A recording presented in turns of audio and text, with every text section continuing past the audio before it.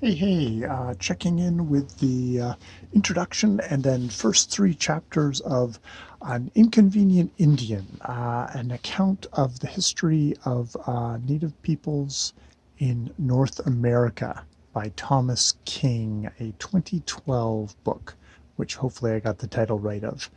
I know Thomas King from back in his days at the Dead Dog Cafe comedy hour on CBC Radio, where it was kind of like a short kind of drama thing of King himself playing kind of a clueless guy working at the Dead Dog Cafe and getting blown over, and then read for light reading the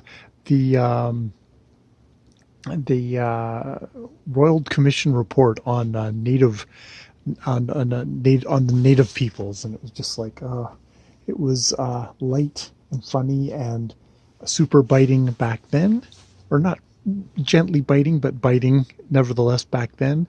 And this account is much the same. He starts off by talking about, it's very much kind of a first person account of this, with lots of biases and lots of humor and lots of sarcasm thrown into the mix, well earned sarcasm and anger, and just freaking razor sharp taking apart of the sorry history of how Native people have been treated on this continent with white with the white contact. King himself is of Cherokee German descent, born in the States, lives now in Canada.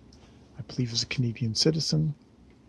Not that, as he says in the book, the he's talking about North American history here, because Native people do not particularly recognize the Canadian and U.S. divide. That is somebody else's imagination, not Native people's. He also talks about, he was looking for a title, and at first it was going to be pesky redskin, and history of Native peoples in North America. But people that he trusted said pesky was just a little too flippant, and so and besides, they weren't pesky. They were just inconvenient, and so he went with Inconvenient Indian, and noting that Indian is not a term that gets used. It's one of these things that Columbus slapped on us, and there's been various tries to kind of correct it.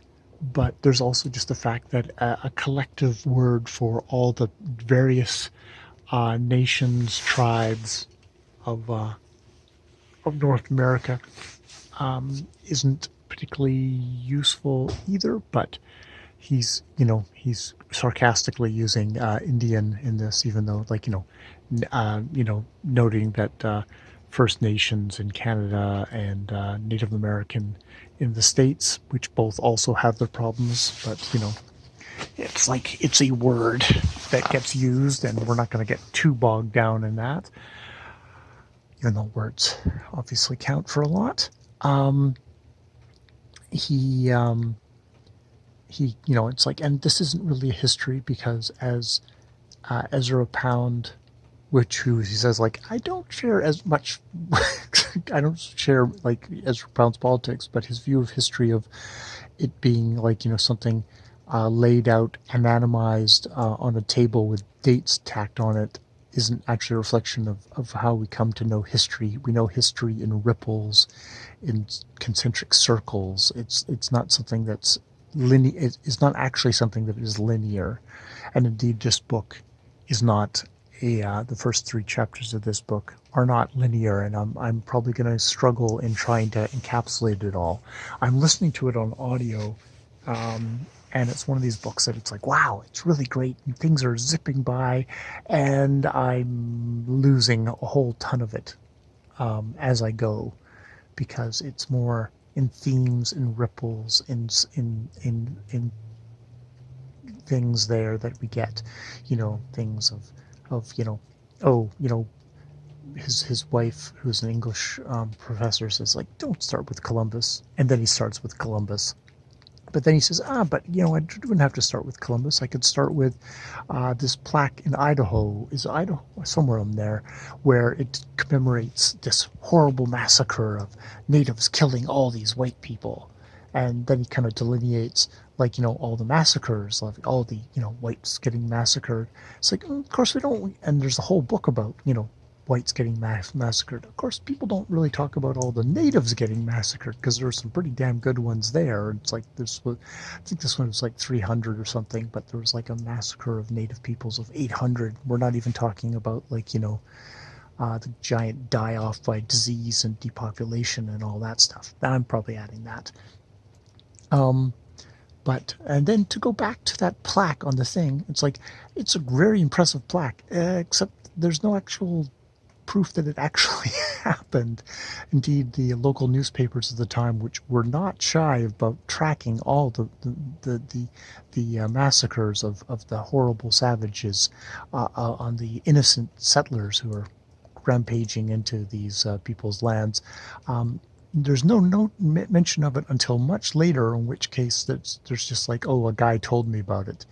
And even though it has been discredited, the town folks they're not going to take down the placard. It's like it's a part of our history, and we have to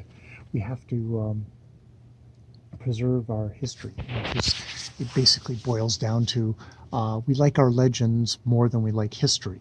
And indeed, that's the thing about history. History is stories that we like to tell ourselves, and that doesn't necessarily mean that they're actually true.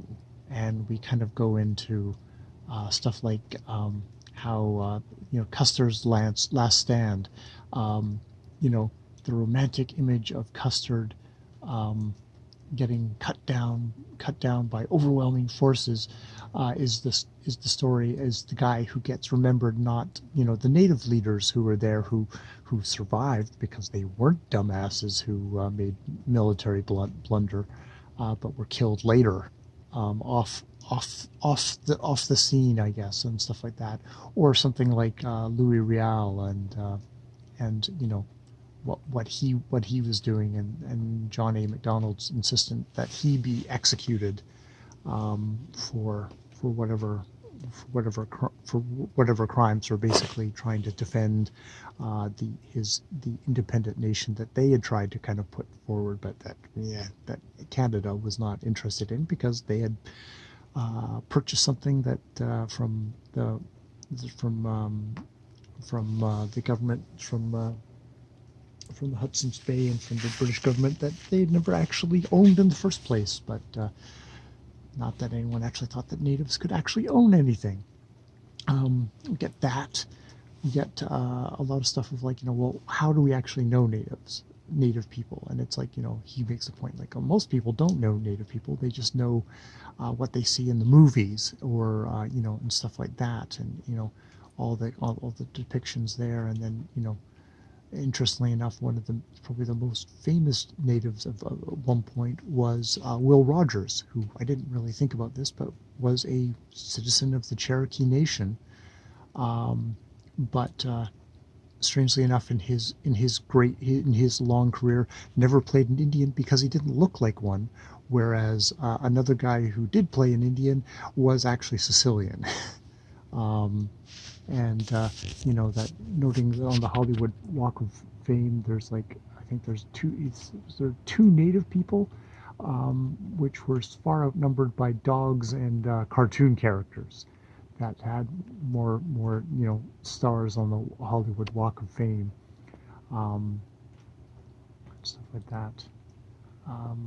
See, this is the thing, it's like, it's really good, but it's also really kind of slips from me. He delineates the type of Indians there are.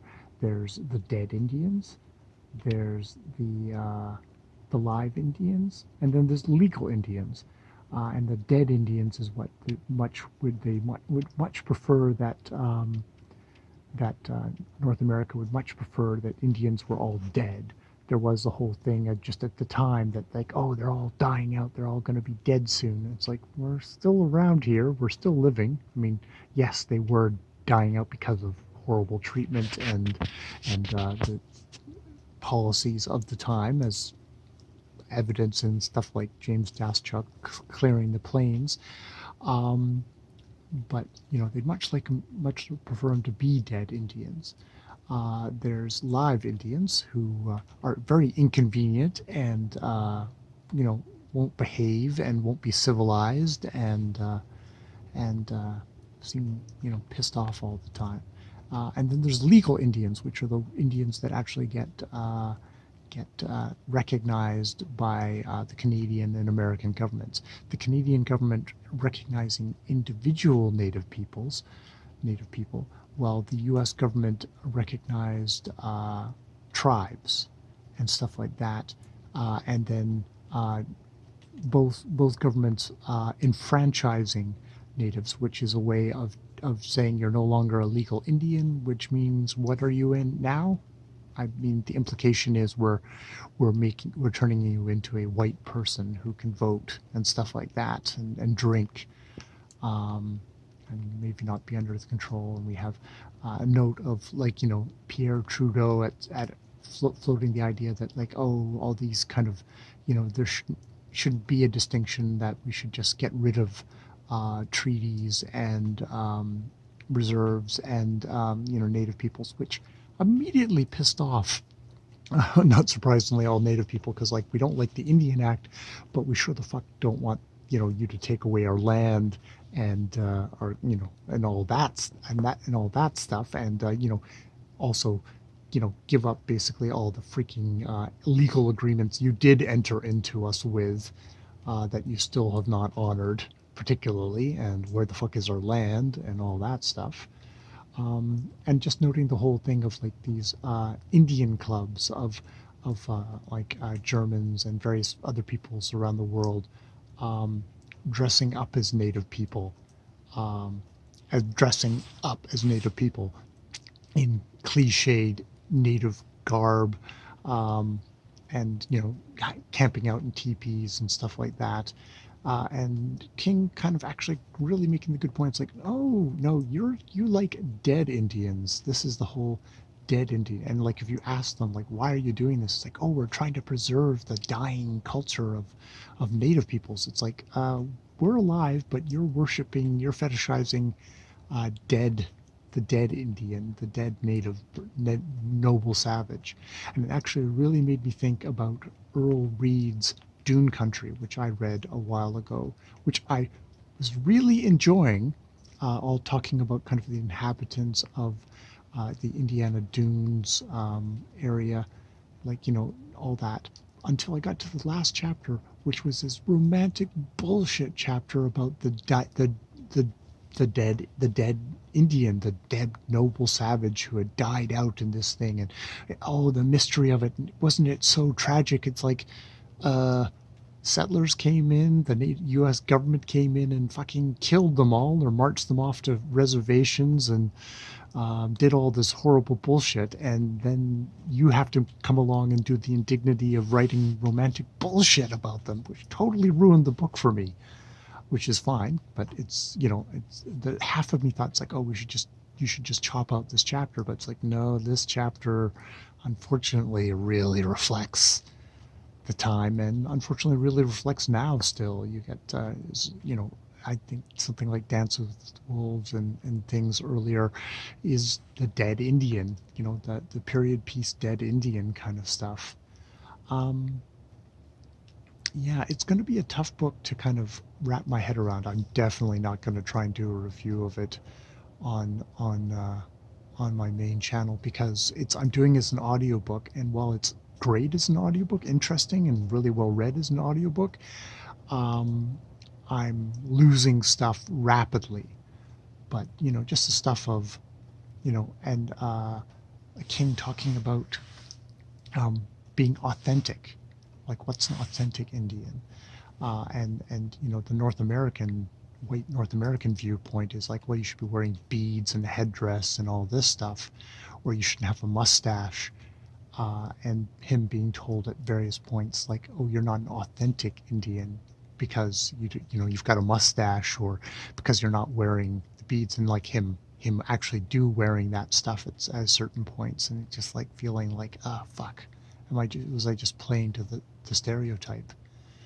Um, yeah, and talking about Tonto, and like I remember watching those old black and white TV show, The Lone Ranger with Tonto, and it seemed very much as kind of a step and fetch it.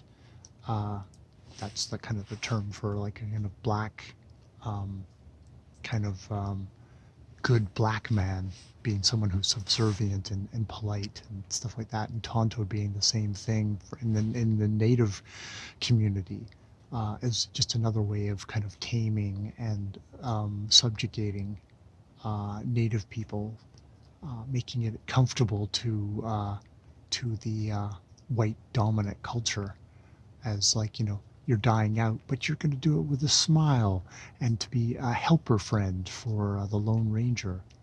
It's like, yeah, that was a part of my childhood, is having that stuff, watching that on TV in Canada in, I guess in the 80s must have been, or well, 60s, or no, not 60s, but probably the 70s, somewhere in the 70s, 80s, early 80s. I was probably watching that on a TV set in Canada. Blech. So yeah, that is The Inconvenient Indian by Thomas King. Um, yeah, it's a book that it's good as an audiobook, but also it's like, I wish I sort of had a hard copy of it, because then I would be getting much more.